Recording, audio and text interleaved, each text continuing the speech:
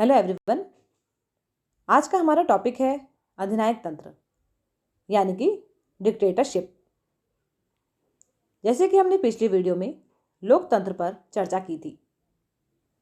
अधिनायक तंत्र लोकतंत्र का विपरीत पक्ष प्रस्तुत करता है, जहां लोकतंत्र राज्य और समाज के बीच अटूट संबंध स्थापित करना चाहता है। अधिनायकवाद राज्य को समाज से काट देता है।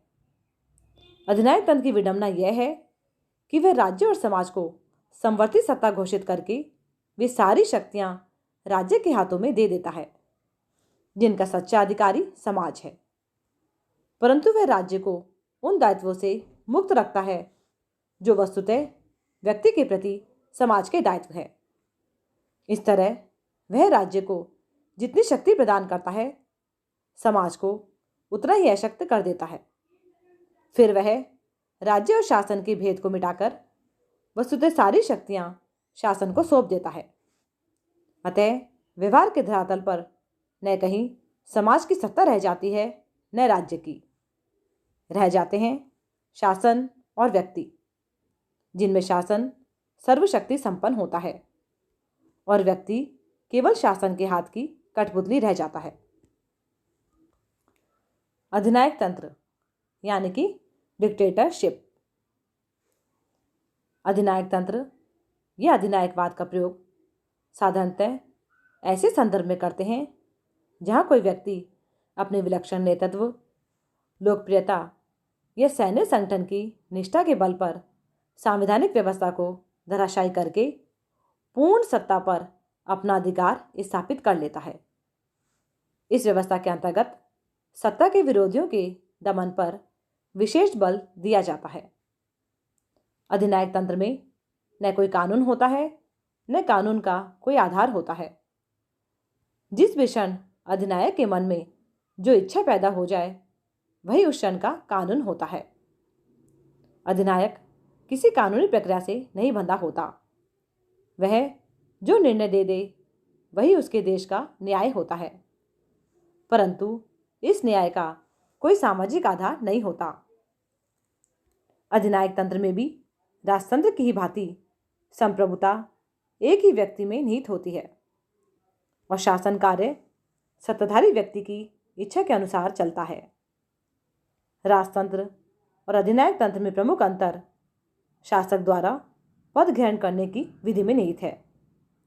जहां राजतंत्र में शासक साधारणतः वंशानुक्रम के आधार पर अपना पद ग्रहण करता है, अधिनायक तंत्र में निर्वाचन, सैनिक योग्यता अथवा एक विशेष राजनीतिक समुदाय का नेता होने के आधार पर व्यक्ति शासन का नेतृत्व करता है। अधिनायक तंत्र की जो विभिन्न परिभाषाएं दी गई हैं, उनमें से कुछ इस प्रकार से है, जिसमें से पहली है न्यूमैन के अनुसार। अधिनायक तंत्र से हमारा आशय एक व्यक्ति अथवा व्यक्तियों के समूह के शासन से है, जो कि राज्य में सत्ता पर बलपूर्वक अधिकार कर लेते हैं और उसका असीमित रूप से प्रयोग करते हैं। इसी प्रकार फोर्ड के शब्दों में राज्य के अध्यक्ष द्वारा असाधारण और विधानित सत्ता प्राप्त कर लेना ही अधिनायक तंत्र है। इस प्रकार से अधिनायक तंत्र उस शासन व्यवस्था को कहते हैं जिसमें राज सत्ता केवल एक व्यक्ति में निहित होती है। वह व्यक्ति संपूर्ण सत्ताधारी होता है, उसके आदेश ही कानून होते हैं और उसकी समस्त आदेशों का पालन करना नागरिकों का अनिवार्य कर्तव्य होता है। अधिनायक तंत्र भी प्राचीन और नवीन इन दो रूपों में हमारे सामने आता है। प्राचीन अधिनायक तंत्र उसको कहा जाता है जिसमें सत्ताधारी व्यक्ति सैनिक शक्ति की सर्वोच्चता के आधार पर अधिनायक बन जाते थे। नेपोलियन बोनापार्ट का अधिनायक तंत्र इसी प्रकार का था।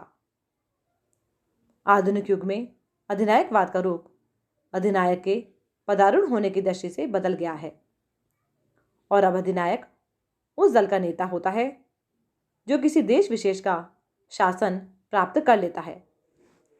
इस प्रकार के अधिनायक जनता अथवा कम से कम किसी दल विशेष की पसंदगी के आधार पर पद ग्रहण करते हैं। तथापि पदारूढ़ होने के बाद तानाशाही ढंग से ही देश के शासन का संचालन करते हैं। इस प्रकार के अधिनायकवाद का प्रमुख रूप से प्रथम विश्व युद्ध के बाद उदय हुआ। उदाहरण के लिए सन 1922 में फांसीवाद की सहायता से अर्थात फांसी दल की सहायता से मुसोलिनी तथा सन 1933 में हिटलर नाजी दल की सहायता से जर्मनी का अधिनायक बन बैठा। अधिनायक तंत्र के लक्षण यानी कि साइलेंट फीचर्स ऑफ डिक्टेटरशिप। अधिनायक तंत्र के विभिन्न लक्षणों पर हम बिंदु के माध्यम से क्रमशः चर्चा करेंगे, जिसमें से पहला है लोकतंत्र विरोधी, यानी कि अधिनायकवाद लोकतंत्र का घोर शत्रु है। अधिनायक तंत्र की स्थापना प्रजातंत्र के प्रति विरोधी भावना के कारण हुई थी और ये स्वाभाविक रूप से प्रजातंत्र का विरोध करते रहे। यह लोकतंत्र को मूर्खतापूर्ण, भ्रष्ट और अव्यवहारिक व्यवस्था बताकर उसकी खिल्ली उड़ाता है। अधिनायक तंत्र लोकतंत्र को सड़ने वाली लाश के समान मानते हैं तथा संसद को बातूनी लोगों की दुकान कहते हैं। इस प्रकार यह लोकतंत्र विरोधी है। दूसरा बिंदु है उदारतावाद विरोधी, यानी कि अधिनायक तंत्र स्वतंत्रता, समानता, बंधुत्व जैसी उदारतावादी अभिव्यक्तियों का विरोधी है। अधिनायकवाद का नारा है आदेश, अनुशासन और सत्ता, जबकि उदारतावाद स्वतंत्रता, समानता तथा अधिकार पर बल देता है। इस प्रकार से यह उदारतावादी विरोधी है। तीसरा बिंदु है हिंसा व शक्ति में विश्वास, यानी कि अधिनायकवादी हिंसा व शक्ति में विश्वास करते हैं।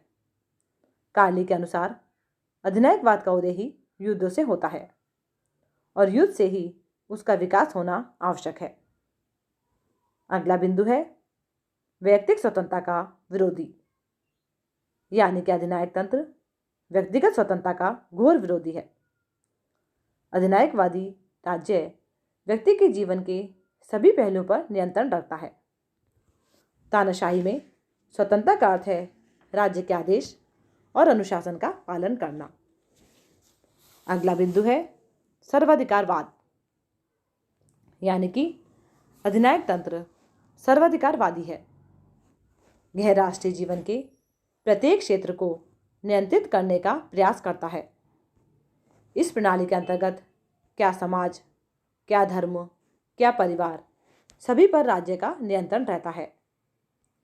प्रत्येक सामाजिक संगठन सत्तारूढ़ दल की नीतियों के प्रचार का एक सक्रिय माध्यम बन जाता है।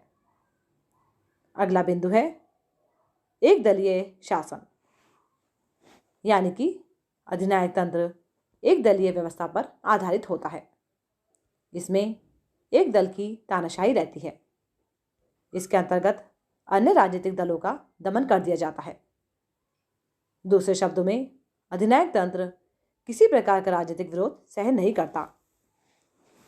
अधिनायक तंत्र में एक ही व्यक्ति आवश्यक रूप से सर्वोच्च नेता होता है, जिसे राष्ट्रीय एकता और सम्मान के प्रतीक के रूप में श्रद्धा और विश्वास का पात्र माना जाता है।